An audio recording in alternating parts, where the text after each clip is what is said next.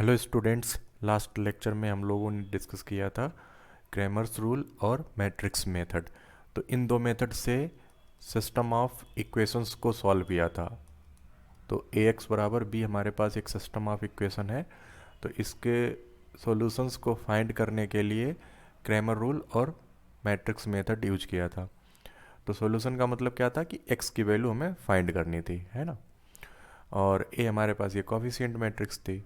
तो इन दोनों मेथड के लिए क्या कंडीशन थी कि डिटर्मिनेंट ऑफ कोफिशिएंट मैट्रिक्स वो जीरो के बराबर नहीं होना चाहिए। तो अगर ये कंडीशन वहाँ पे सेटिस्फाई होगी तभी हम क्रैमर्स रूल और मैट्रिक्स मेथड अप्लाई कर सकते थे। लेकिन हमारे पास सिस्टम हमेशा इस तरह से नहीं दिया होगा कि जिसमें डिटर्मिनेंट ये नॉट इक्वल्स टू जीरो, या फिर हम सिस्टम की डिटर्मिनेंट भी फाइंड कर सकें। कभी कभी क्या होगा कि नंबर ऑफ इक्वेशंस हमारे पास ज़्यादा भी दी हो सकती हैं। ठीक है, जैसे यहाँ पे मैंने ये इक्वेशन लिखी है, तो यहाँ पे तीन इक्वेशन ले लिए। तो ऐसा नहीं है कि इस सिस्टम का हम सॉल्यूशन नहीं फाइंड कर सकते। अब लेकिन यहाँ पे हम क्रैमर रूल और ये मैट्रिक्स मेथड रूल नहीं अप्लाई कर सकते हैं। ये दोनों मेथड यहाँ पे फेल हो जाएंगे। तो इस तरह के सिस्टम को सॉल्व करने के लिए हम यहाँ पे आज एक नया कॉन्सेप्ट डिस्कस करेंगे। तो उस कॉन्सेप्ट में हम rank of A matrix use करेंगे और एलिमेंट्री ट्रांसफॉर्मेशन, ये दो चीज़ें यूज करके तो सिस्टम हम यहाँ पे इक्लोन फॉर्म की टाइप में चेंज करने की कोशिश करेंगे। तो देखते हैं कि उस मेथड को डिस्कस करने के लिए हमें क्या क्या चीज़ों की ज़रूरत पड़ेगी। यहाँ पे देखो हमने एक सिस्टम कंसीडर कर लिया है। तो इस सिस्टम में हमारे पास नंबर ऑफ़ अननोन्स कितने हैं। नंबर ऑफ़ अननोन्स अगर देखोगे तो यहाँ पे हमारे पास x1 x2 से लेके xn है। तो नंबर ऑफ़ अननोन्स हमने यहाँ पे लिए हैं n। और नंबर ऑफ़ इक्वेशंस कितनी है, तो यहाँ से हम देख सकते हैं राइट हैंड साइड से b1 b2 bm, m equations हैं। तो इसका मतलब क्या हुआ, यहाँ पे जो कॉफिशिएंट मैट्रिक्स बनेगी वो स्क्वायर मैट्रिक्स नहीं होगी। मतलब क्या हुआ कि हम उसका डिटर्मिनेंट निकाल भी सकते हैं या नहीं निकाल सकते हैं ना। तो यहाँ पे हमने इक्वल नहीं लिए, नंबर ऑफ इक्वेशंस और नंबर ऑफ अननोन्स अलग अलग लिए हैं। तो जब हम नंबर ऑफ अननोन और इक्वेशंस बराबर ले लेंगे तो उसमें हम स्क्वायर मैट्रिक्स मिल जाएगी। लेकिन यहाँ पे हमने एक ये जनरल केस ले लिया है कि स्क्वायर मैट्रिक्स बन भी सकती है और नहीं भी बन सकती है। तो इसी सिस्टम को हम मैट्रिक्स फॉर्म में कैसे चेंज किया था। उसमें कॉफिशिएंट मैट्रिक्स ए को, जिसमें एक्स के कॉफिस x1 x2 xn के कॉफिशिएंट उनको रो में हमने अरेंज कर लिया था सभी इक्वेशंस के लिए। तो एक मैट्रिक्स इस तरह से मिल गई थी कॉफिशिएंट मैट्रिक्स। और मैट्रिक्स बी हमारे पास राइट हैंड साइड में जो भी नंबर लिखे थे उससे हमने एक मैट्रिक्स बी बना ली। और वेरिएबल्स की एक मैट्रिक्स या अननोन की मैट्रिक्स एक हमने यहाँ पे इस तरह से बना ली थी। तो ये हमारे पास मैट्रिक्स रिप्रेजेंटेशन था सिस्टम वन का। और इसी मैट्रिक्स रिप्रेजेंटेशन को लिखा था ए एक्स बराबर बी। तो हमारे पास अब सिस्टम क्या है, ए एक्स बराबर बी। तो इस सिस्टम के लिए हमारे पास क्या क्या चीज़ें हो सकती हैं, देखो। एक तो हमें आर्गुमेंटेड मैट्रिक्स पता होनी चाहिए। सिस्टम हमारे पास अगर कोई हम इस तरह से लेते हैं ए एक्स बराबर बी, तो ऑगुमेंटेड मैट्रिक्स क्या होगी, पहले तो मैट्रिक्स ए लिख देंगे, इसके बाद में मैट्रिक्स बी। तो यहाँ पे क्या किया, यहाँ तक देखो ये मैट्रिक्स ए लिखी है और इसके बाद में ये मैट्रिक्स बी है। तो ये मैट्रिक्स ए लिखी है और मैट्रिक्स बी।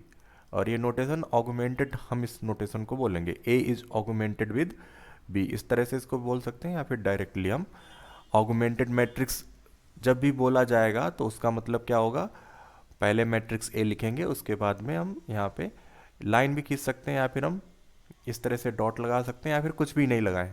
तो हमारे पास ए और बी इन दोनों को जब हम एक साथ लिखेंगे तो वो ऑगुमेंटेड मैट्रिक्स बोली जाएगी। और ये ऑगुमेंटेड मैट्रिक्स किसकी होगी, सिस्टम वन की या फिर इस तरह के सिस्टम की। तो हमारे पास देखो क्या क्या चीज़ें हैं। सिस्टम को हम इस फॉर्म में तो चेंज कर लेंगे, इस फॉर्म में चेंज करने के बाद में ऑगुमेंटेड मैट्रिक्स हम यहाँ पे इस तरह से लिख लेंगे। अब इस ऑगुमेंटेड मैट्रिक्स का हम एप्लीकेशन जब सॉल्यूशन ऑफ सिस्टम देखेंगे वहाँ पे हमें इसका एप्लीकेशन देखने को मिलेगा। अब देखो हमारे पास क्या क्या कंडीशन और हो सकती हैं। एक हमारे पास लीनियर सिस्टम गिवन है, ठीक है। तो इस लीनियर सिस्टम को हम नॉन होमोजीनियस कब बोलेंगे, जब सिस्टम हमारे पास ए एक्स बराबर बी है।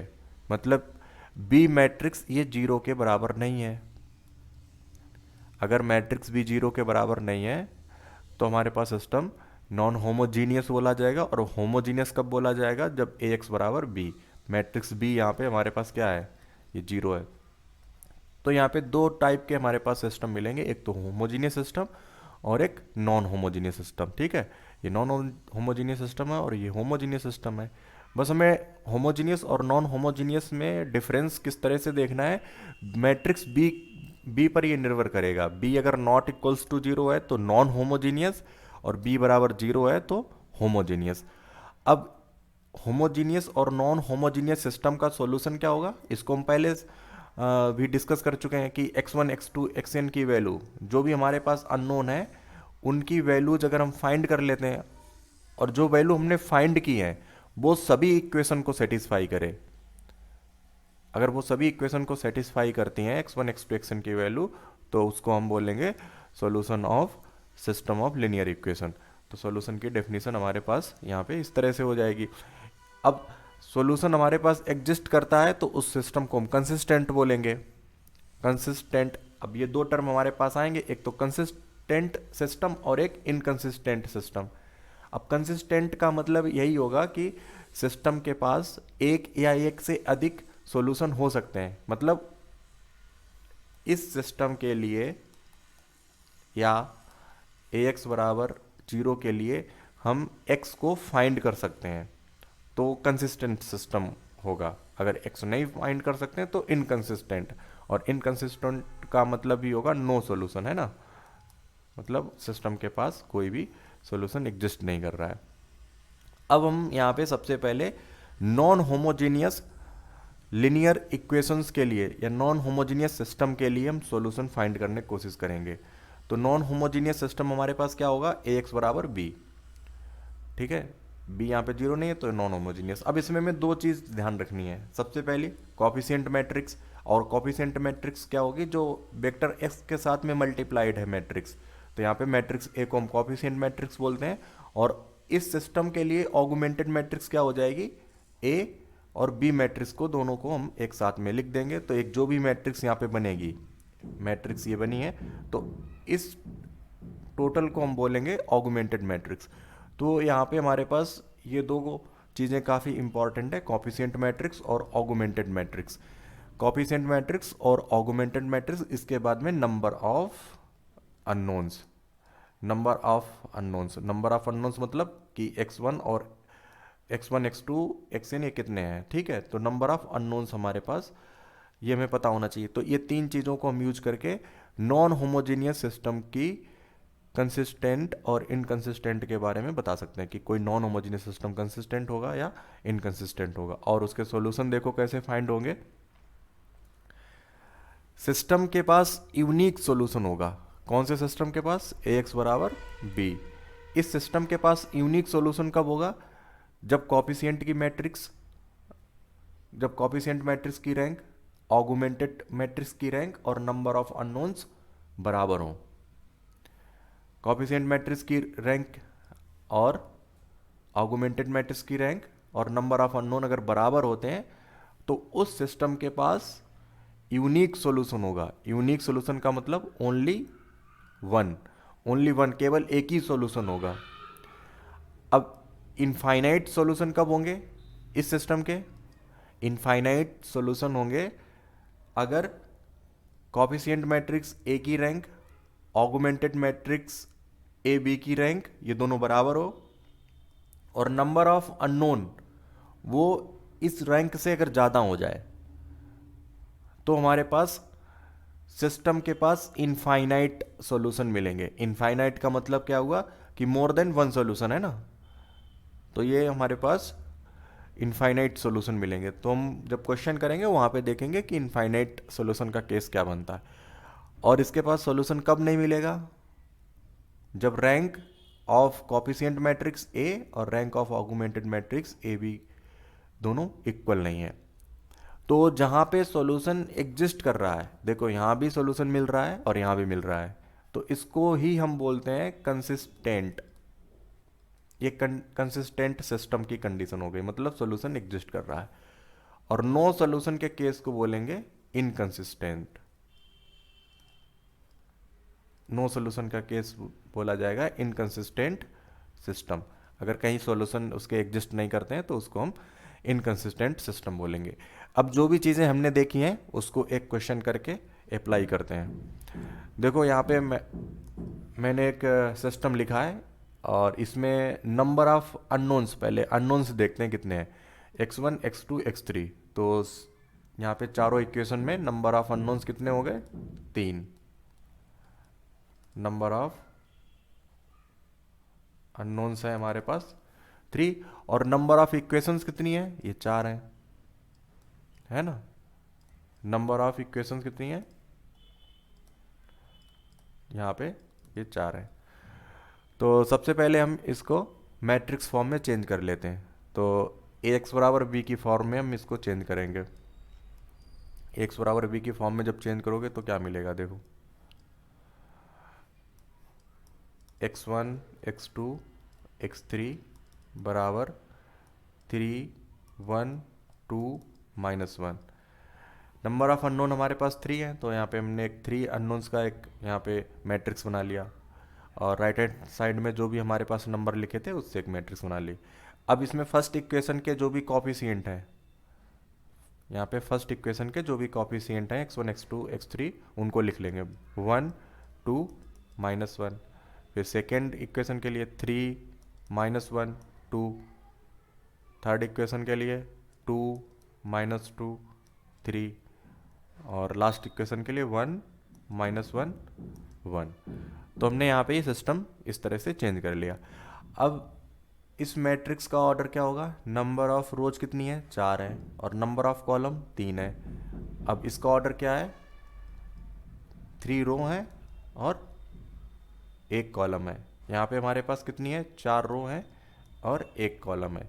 तो यहाँ पे देखो क्रैमर रूल नहीं अप्लाई होगा, मैट्रिक्स मेथड रूल भी अप्लाई नहीं होगा, क्योंकि इस मैट्रिक्स की ऑर्डर क्या है, 4/3। तो इसकी डिटर्मिनेंट हम यहाँ पे नहीं निकाल सकते हैं, और वो दोनों मेथड हमारे पास डिटर्मिनेंट पर ही डिपेंड थे, तो वो दोनों मेथड यहाँ पे फेल हो जाएंगे। अब हमें क्या करना है, अब हम यहाँ से एक ऑगमेंटेड मैट्रिक्स बनाएंगे, ऑगमेंटेड मैट्रिक्स। तो ऑगमेंटेड मैट्रिक्स बनाने के लिए हमें क्या करना होगा कि ए और बी को एक साथ रखेंगे, है ना। यहाँ पे मैट्रिक्स ए और बी इन दोनों को एक साथ रखेंगे, तो उससे हमें ऑगमेंटेड मैट्रिक्स मिल जाएगी। तो देखो ऑगमेंटेड मैट्रिक्स पहले बना लेते हैं, उससे ही हमारी सारी चीज़ें कैलकुलेट हो जाएंगी। Augmented matrix, augmented matrix A augmented with B. तो सबसे पहले हम मैट्रिक्स ए लिखेंगे। ए हमारे पास क्या है, 1 2 -1 3 -1 2 2 -2 3 1 -1 1। अब यहाँ पे बी मैट्रिक्स इधर लिखेंगे। बी मैट्रिक्स में हमारे पास एलिमेंट है 3 1 2 -1। तो नॉन होमोजेनियस सिस्टम के लिए हमारे पास क्या कंडीशन है, यूनिक सोल्यूशन और इनफाइनाइट सोल्यूशन और नो सोल्यूशन के लिए। तो हमें रैंक ऑफ ए फाइंड करनी है और रैंक ऑफ ऑगमेंटेड मैट्रिक्स, बस ये 2 चीज़ें हम अगर निकाल लेते हैं तो हमें सारी चीज़ें यहाँ पे मिल जाएंगी। तो अब इस सिस्टम को देखो, अगर हम इस पूरे सिस्टम को देखते हैं तो यहाँ पे हमारे पास ए लिखा है और ये पूरा सिस्टम ए बी का है। तो इसमें हम रैंक इस टोटल मैट्रिक्स की निकालने के लिए, ऑगमेंटेड मैट्रिक्स की रैंक निकालने के लिए एलिमेंट्री ट्रांसफॉर्मेशन की हेल्प ले लेंगे। क्या है, हम एलिमेंट्री ट्रांसफॉर्मेशन यहाँ पे अप्लाई कर सकते हैं ना। तो देखो यहाँ पे हम अप्लाई करेंगे। अब एलिमेंट्री ट्रांसफॉर्मेशन क्या है कि जो 1 1 की पोजीशन पे रखा एलिमेंट है उसके नीचे के सारे एलिमेंट, मतलब इनको हमें क्या करना है, इन सभी एलिमेंट्स को 0। इसके बाद में 2 2 की पोजीशन पे जो एलिमेंट रखा है उसके नीचे के सारे एलिमेंट 0 करने हैं, इनको 0 करना है। इसके बाद में 3 3 की पोजीशन पे जो एलिमेंट रखा है उसके नीचे के एलिमेंट्स हमें 0 करने हैं। तो ये प्रोसीजर हमारा रहेगा। तो सबसे पहले हम A1 1, तो यहाँ पे ये रो 1 है, रो 2, ये रो 3 है और ये रो 4 है। तो A1 1 के पोजीशन पे रखे एलिमेंट के नीचे हमें सारे एलिमेंट जीरो करने हैं, तो हम यहाँ पे R2 में देखो क्या ऑपरेशन अप्लाई करेंगे।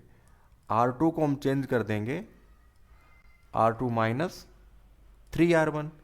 इसी तरह से R3 को हम चेंज कर देंगे R3 माइनस 2R1, और R4 को तो हम डायरेक्ट क्या कर देंगे R4 माइनस R1। जब हम ये तीनों ऑपरेशन अप्लाई करेंगे इसमें, तो ये मैट्रिक्स के नीचे के एलिमेंट सारे जीरो हो जाएंगे। तो यहाँ पे देखो हमारे पास मैट्रिक्स अब क्या मिलेगी, ऑगमेंटेड मैट्रिक्स। पहली रो में कोई चेंज नहीं हो रहा, 1 2 -1, और ये ऑगमेंटेड है हमारे पास। तो पहली रो हमने इसी तरह से लिख ली है। अब जो भी यहाँ पे एलिमेंट्री ट्रांसफॉर्मेशन अप्लाई हो गए, तो वो इस पूरी रो से अप्लाई होंगे, इससे पूरी से, यहाँ से लेके यहाँ तक एलिमेंट्स के लिए।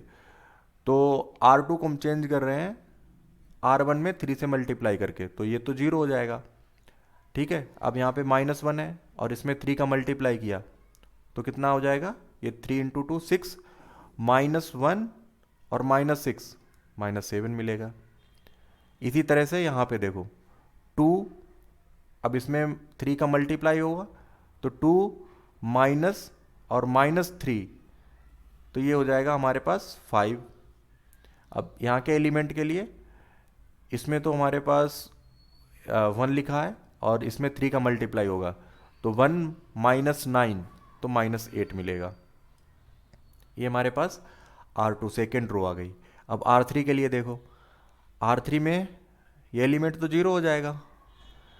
R3 में हम क्या कर रहे हैं, R1 में 2 का मल्टीप्लाई कर रहे हैं और R3 से घटा रहे हैं। तो इसमें 2 का जब मल्टीप्लाई करेंगे इससे घटाएंगे 0, जब इसमें 2 का मल्टीप्लाई करेंगे तो ये 4 हो जाएगा, और -2 और -4 तो ये -6 मिलेगा हमें। अब इसमें हम 2 से मल्टीप्लाई कर रहे हैं तो ये हमारे पास हो जाएगा -2, और 3 से -2 जाएगा, 3 -2 तो ये 5 मिलेगा। ये हमें यहाँ पे 5 मिल जाएगा। देखो इसमें हमारे पास क्या कर रहे हैं, इसमें 3 से मल्टीप्लाई कर रहे हैं, नहीं 6 मिलेगा ये, है ना। इस वाली रो के लिए लिख रहे हैं, ये हमारे पास 6 मिलेगा। और इसमें एक बार हम फिर से देख लेते हैं, 0 मिलेगा पहला। अब इसमें हम 2 से मल्टीप्लाई कर रहे हैं तो ये हमारे पास हो जाएगा 4, और -2 -4 -6, ठीक है। यहाँ पे हम 2 से मल्टीप्लाई कर रहे हैं तो ये -2 हो गया, 3 और -2 तो ये 5 ही रहेगा, ये 5 रहेगा।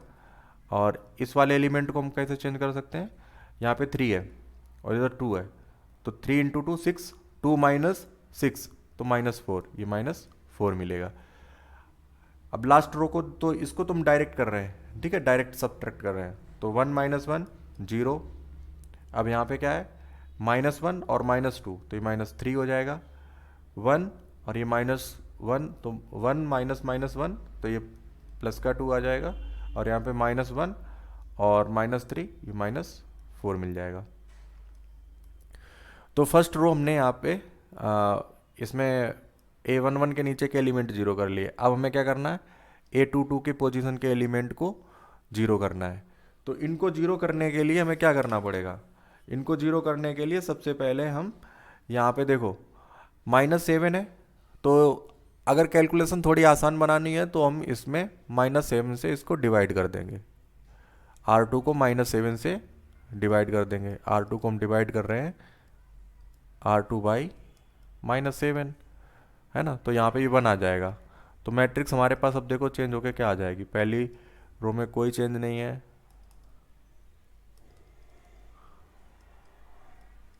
दूसरी रो में हम -7 से डिवाइड कर रहे हैं तो ये 1 हो जाएगा, और ये -5/7 और ये 8/7, इनमें भी कोई चेंज नहीं कर रहे हैं, 0 -6 5 -4 -3, यहाँ पे 0 रहेगा, ये -3 2 -4।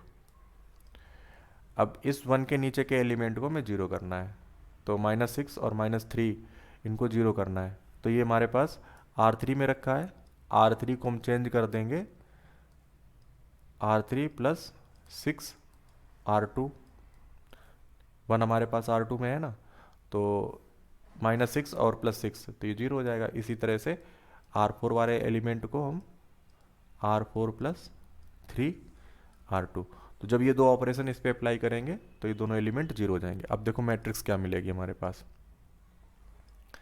पहली दो रो में कोई चेंज नहीं, 1 2 -1 3 0 1 -5/7 और 8/7, ये मिलेगा हमारे पास 0 0, ठीक है। और इस वाले एलिमेंट में देखो क्या मिलेगा हमें, यहाँ पे हम क्या कर रहे हैं, इसमें 6 से मल्टीप्लाई कर रहे हैं, इसमें 6 से मल्टीप्लाई कर रहे हैं और इसके साथ जोड़ रहे हैं, तो 30/7, ये माइनस का हो जाएगा, 6 मल्टीप्लाई हुआ 30/7 और +5, तो ये क्या हो जाएगा, तो 35 प्लस का और माइनस का 30, तो 5/7 ये मिल जाएगा, ये 5/7 हो जाएगा। अब इसमें हम 6 से मल्टीप्लाई कर रहे हैं, तो 6 × 8, तो ये 48/7 और इसके साथ ऐड करना है तो -4, यहाँ पे -4 करेंगे, है ना। इन दोनों को जोड़ेंगे ना, इसमें 6 का गुणा करेंगे और इसके साथ जोड़ देंगे, तो अब यहाँ पे हमारे पास क्या होगा, देखो ये मिलेगा हमें 20/7, है ना, ये 28 हो जाएगा और 48 - 28 तो 20/7, तो ये 20/7 मिल गया। अब इसके बाद में लास्ट रो के लिए देखो ये 0 हो जाएगा और ये 0 हो जाएगा, है ना।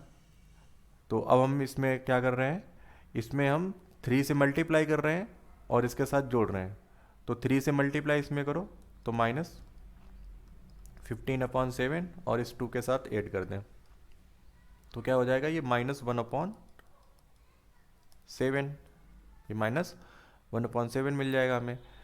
अब इस वाले को देखो, यहाँ पे ये -4 है और इसमें 2 का मल्टीप्लाई कर रहे हैं 3 का इसमें, तो 8 × 3 24/7 और -4 के साथ ऐड कर रहे हैं तो -4। अब ये देखो हमें क्या मिलेगा, जब हम यहाँ पे इसको सॉल्व करेंगे तो ये हमें मिल रहा है 24 -28 तो -4/7, तो ये हमें मिलेगा -4/7। अब हमारे पास देखो नेक्स्ट स्टेप क्या होगी, इस वाले एलिमेंट के नीचे जो एलिमेंट रखा है उसको जीरो करना है ना।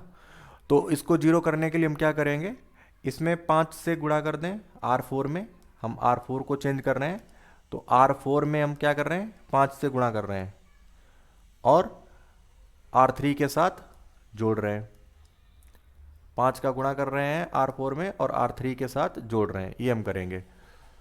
तो जब हम ये करेंगे तो नीचे वाली रो हमारे पास क्या हो जाएगी, ये पूरी जीरो हो जाएगी, है ना। नीचे वाली रो हमारे पास क्या मिलेगी, जीरो।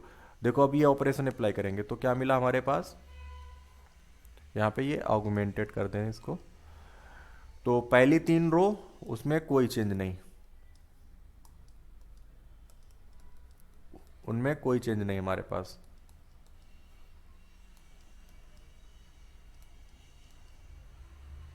और ये हमारे पास है 20/7। तो जब हम इसमें 5 से मल्टीप्लाई करेंगे और इससे ऐड करेंगे तो ये 0 हो जाएगा, मतलब इस एलिमेंट को हम 0 कर दिया। अब इसमें 5 का मल्टीप्लाई कर रहे हैं तो ये -20 हो जाएगा और प्लस इससे ऐड होगा तो ये भी 0 हो जाएगा, तो नीचे की रो 0 हो गई पूरी, नीचे की रो 0 हो गई। तो अब हमारे पास ये सिस्टम किस तरह से, इक्लोन फॉर्म की टाइप से हो गया, है ना। तो इसमें मैट्रिक्स ए, उसकी रैंक देखो हम किस तरह से देख सकते हैं यहाँ पे, तो मैट्रिक्स ए की रैंक देखने के लिए हम मैट्रिक्स ऑगमेंटेड मैट्रिक्स में सिर्फ ए को देखेंगे, इस पूरी मैट्रिक्स की रैंक होगी वो रैंक बोली जाएगी ऑगमेंटेड मैट्रिक्स की, रैंक ऑफ ऑगमेंटेड मैट्रिक्स। तो इस पूरी मैट्रिक्स की रैंक देखो क्या है, तो इस पूरी मैट्रिक्स की रैंक हमारे पास 3 है, क्योंकि नंबर ऑफ नॉन जीरो रोज कितनी है यहाँ पे, ये भी नॉन जीरो है, ये भी नॉन जीरो रो है और ये भी नॉन जीरो रो है, तो 3 नॉन जीरो रो है ना पूरी मैट्रिक्स ये ऑगमेंटेड मैट्रिक्स की रैंक के लिए, तो वो 3 है। अब हम मैट्रिक्स ए की रैंक के लिए हमें क्या करना, तो हम ए मैट्रिक्स ही देखेंगे। यहाँ पे ए मैट्रिक्स इस ऑगमेंटेड लाइन से पहले रखिए। तो इसमें नॉन जीरो रोज कितनी है, इस वाले में, इसमें नॉन जीरो रोज कितनी है, तो इसमें नॉन जीरो रोज हमारे पास इसमें भी 3 है, 1 2 और 3, नीचे वाली रो तो जो जीरो ही है। तो रैंक ऑफ ए भी हमारे पास क्या आई, 3। ठीक है, रैंक ऑफ ए भी 3 आई हमारे पास। अब रैंक ऑफ ए 3 है और ऑगमेंटेड मैट्रिक्स की रैंक 3 है, और नंबर ऑफ अननोन्स कितने हैं, नंबर ऑफ अननोन्स हमारे पास कितने हैं, वो भी 3 हैं। तो जब ये तीनों चीजें बराबर होती हैं तो इसका मतलब क्या है, यहां से देखो, rank A, rank augmented matrix और नंबर ऑफ अननोन तो बराबर होंगे। तो इस सिस्टम के पास यूनिक सॉल्यूशन, सिर्फ एक ही सॉल्यूशन एग्जिस्ट करेगा। तो यहाँ पे कैसा होगा ये सिस्टम, कंसिस्टेंट होगा और उसके पास सिर्फ एक ही सॉल्यूशन होगा, यूनिक सॉल्यूशन। अब हमें यूनिक सॉल्यूशन फाइंड करना है, मतलब x1 x2 x3 की वैल्यू फाइंड करनी है। तो x1 x2 x3 की वैल्यू फाइंड करने के लिए हमें क्या करना होगा, इस सिस्टम को जो लास्ट में हमने ट्रांसफर करके हमें मिला है, तो इस सिस्टम को हमें एक बार किस तरह से लिख लेना है वो देखते हैं।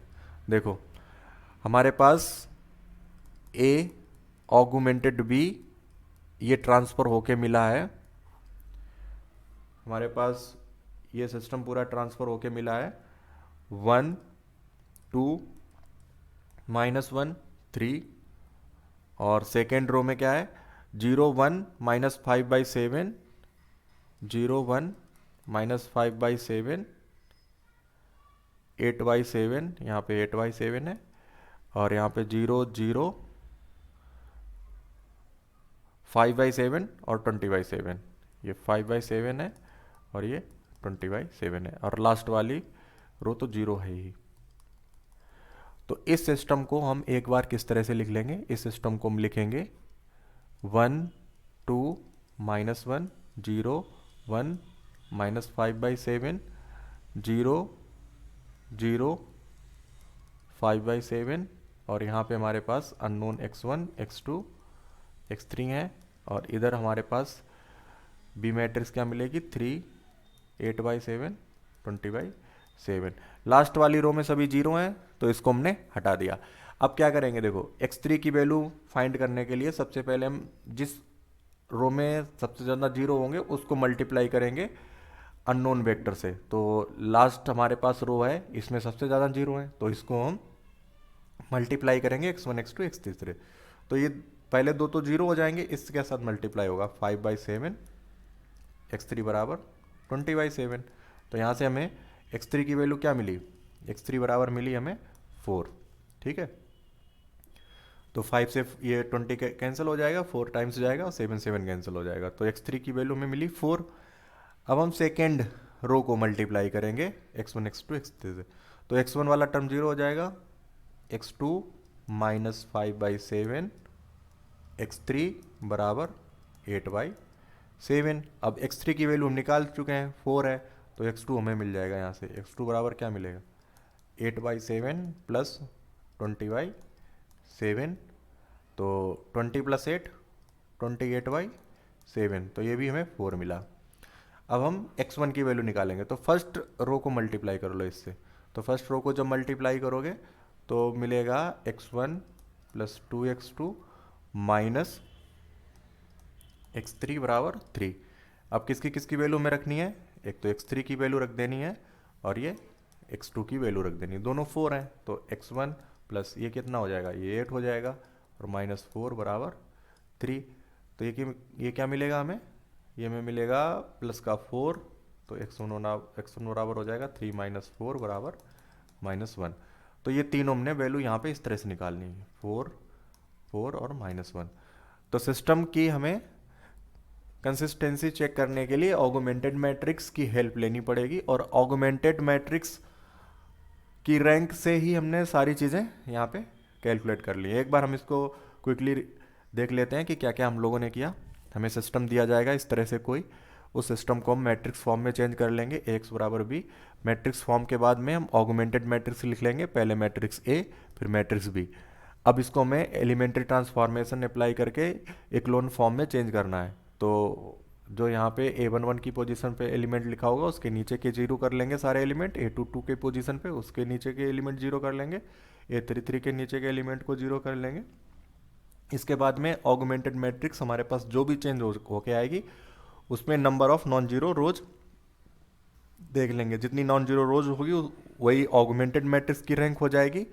अब जो कॉफिशिएंट मैट्रिक्स ए है उसमें हम ऑगमेंटेड लाइन से पहले की मैट्रिक्स में देखेंगे नंबर ऑफ नॉन जीरो रोज, वो जितनी आएगी वो उसकी रैंक हो जाएगी कॉफिशिएंट मैट्रिक्स की। तो रैंक ऑफ हम ए और रैंक ऑफ ऑगमेंटेड मैट्रिक्स दोनों निकाल लेंगे, इसके बाद नंबर ऑफ अननोन देखेंगे।